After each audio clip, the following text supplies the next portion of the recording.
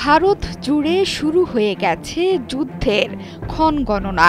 এরই অংশ হিসেবে ভারত এমন এক নজিরবিহীন সিদ্ধান্ত নিয়েছে যা এর আগে কখনোই করেনি দেশটির বেশ কয়েকটি রাজ্যকে মহড়া চালানোর নির্দেশ দিয়েছে ভারতের কেন্দ্র সরকার।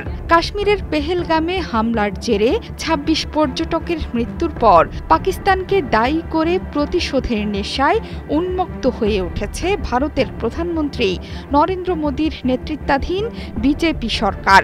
দুই দেশের নিয়ন্ত্রণ রেখা বরাবর ১১ দিনের মতো গুলি বিনিময়ের ঘটনা ঘটেছে।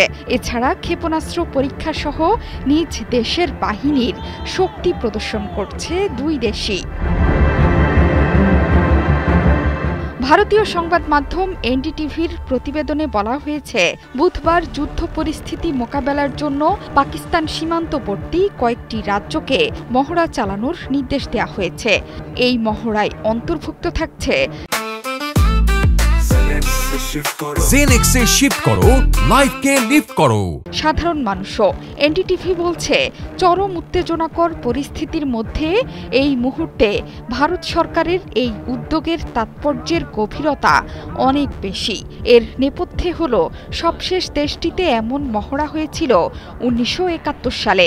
সেই সময় দুই ফ্রন্টে যুদ্ধে জড়িয়ে পড়েছিল ভারত পাকিস্তান।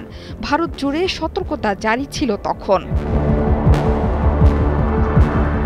সোমবার ভারতের স্বরাষ্ট্র মন্ত্রণালয়ের নির্দেশনা ছিল, যুদ্ধকালীন পরিস্থিতি তৈরি হলে কি করণীয় সে বিষয়ে প্রশিক্ষণ দিতে হবে পুলিশ প্রশাসনকে। যেসব প্রস্তুতির কথা বলা হয়েছে এর মধ্যে রয়েছে বিমান হামলার সতর্কতা, সাইরেন বাজলে কি করণীয়, বেসামরিক নাগরিক ও শিক্ষার্থীদের আত্মরক্ষামূলক প্রশিক্ষণ, হঠাৎ ব্ল্যাকআউট হলে কিংবা যুদ্ধ পরিস্থিতিতে স্থানান্তরিত হওয়ার প্রয়োজন পড়লে কি করণীয়।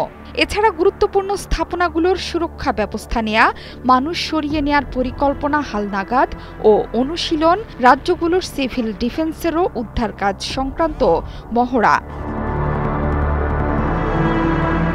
মঙ্গলবার রাতে ভারতের পাঞ্জাবের ফিরোজাবাদের ক্যান্টনমেন্ট এলাকায় আধ ঘণ্টার ব্ল্যাকআউট মহড়া হয়েছে।